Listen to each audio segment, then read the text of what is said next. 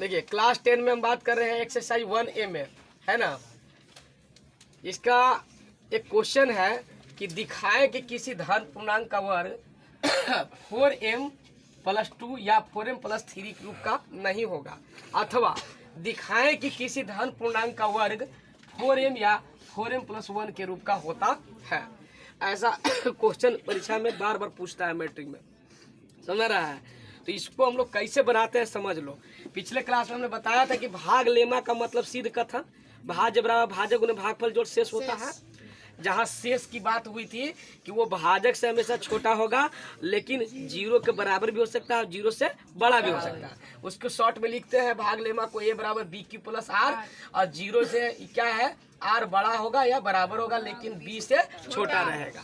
तो यहाँ पर एक बात याद रखना है कि आपको क्वेश्चन को देखना है कि 4m+2 दिया है कि 6m+ दिया है कि 8m+ दिया है, ये क्या दिया हुआ है, समझ रहा है।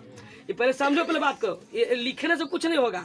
एक ही क्वेश्चन समझना है, 5 गो 6 गो क्वेश्चन तू बना सकता है, सब बना देगा। लेकिन अगर 5 गो 6 गो क्वेश्चन देखा अब एको नहीं समझ में आया तो एको ना बनेगा। इस पर ध्यान देना है कि 4m+2 का मतलब यहाँ देखना है गौर से।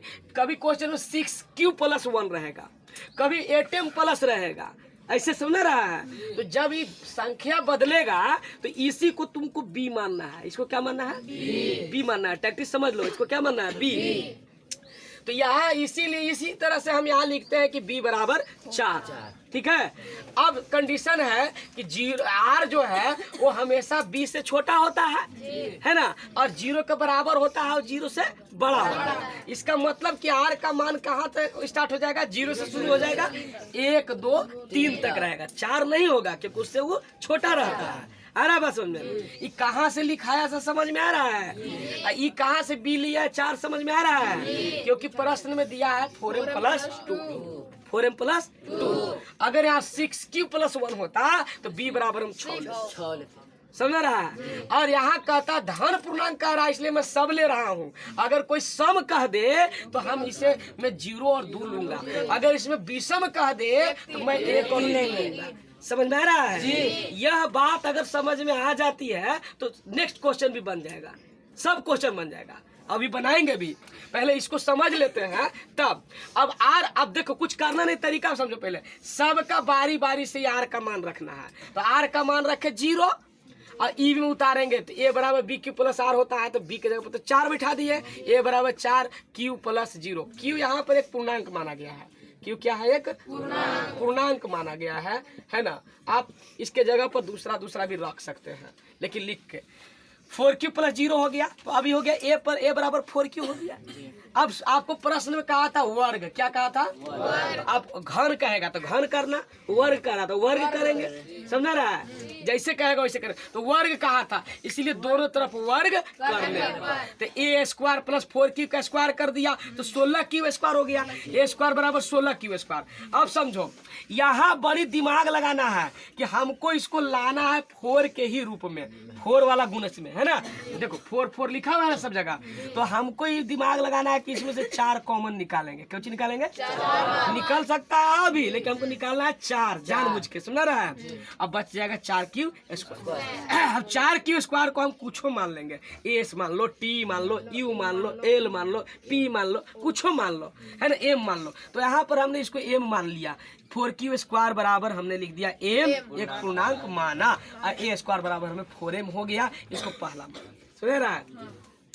फिर इसी तरह से प्रक्रिया बढ़ाते हैं कि r का मान अब 1 लेते हैं। कितना लेते हैं? तो a बराबर 4q+1 हो गया। अब फिर वर्ग करेंगे, a² बराबर 4q+1 का स्क्वायर। तो a + b का होल स्क्वायर करेगा तो a² + 2ab + b² पर तोड़ेगा। अब देखो जानबूझ के यहाँ 8 भी निकल सकता था, लेकिन हम 8 नहीं निकालेंगे, 4 निकालेंगे। क्यों? क्योंकि 4 का ही जिक्र है। अरे बस समझे। और 4 निकाल के जितना बचा उसको छोड़ देंगे, +1 पर ही छोड़ देंगे। अब इतना को हम कुछ n t l कुछ मान लेंगे। तो इसको n मान लिए एक पूर्णांक है ना, तो लिख दिए a स्क्वायर बराबर 4n प्लस 1, इसको दूसरा मान लिए। अब यही प्रक्रिया एक बार और चलेगा, दो बार और चलेगा, समझ रहा। r बराबर 2 ले लिए, दिखाना बढ़िया से, तो a बराबर 4 की प्लस 2, अब इसको वर्ग कर दिया, a स्क्वायर बराबर इससे a square plus 2 plus b square तोड़ा, और यहाँ देखो हमें 4 मिला था, तो सब में से तो कॉमन 4 मार देंगे। अब पूरा को इसको m कुछ ही मान लेंगे, पूरा को हमने t मान लिया, पूरा को मान लिया क्या चीज तो t मान लिया एक पूर्णांक, a स्क्वायर बराबर 40 हो गया 30। अब फिर r बराबर 3 लिए, ये बराबर 4 की प्लस 3 स्क्वायर कर दिया है ना, स्क्वायर करने के बाद हमको 9 मिला। यहाँ पर हमको दिमाग लगाना है कि 8 जोड़ 1 करना है, समझ आ रहा है, क्योंकि 8 करेंगे तब ना 4 कॉमन निकलेगा, अब एक हमको बाहरी करना रहेगा। तो जानबूझ कैसे करते हैं, और इतना में से कॉमन निकालते हैं 4, अब पूरा को कुछ फिर और मान लेंगे, u मान लिया मैंने, क्या मान लिया u, और इतना बचा प्लस 1 लिख दिया।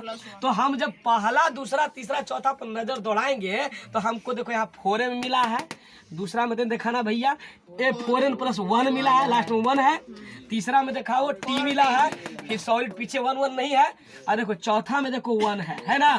तो हमको क्या मिल रहा है, पहला दूसरा तीसरा चौथा से यह ज्ञात होता है कि किसी धन पूर्णांक का वर्ग 4m प्लस 2 या 4m प्लस 3 का रूप का नहीं होता है, क्योंकि किसी में लास्ट में 2 नहीं ना आया और न 3 आया, समझ रहा है, लेकिन आया कौची 4m या 4m प्लस 1, या तो सॉलिड 40 था या फिर लास्ट में 1 था, यही ना था। तो यही लाना भी था कि दिखाइए कि किसी धन पूर्णांक का वर्ग 4m या 4m प्लस 1 के रूप का होता है, और 4m प्लस 2 4m प्लस 3 का रूप का नहीं होता है, समझ रहा है। तो इस तरह से हम खाली लंबा देखने में लग रहा है, अगर प्रक्रिया समझ गया तो तुम इसको करके ऐसे दिखा सकता है, बस इसका हो गया, बन गया।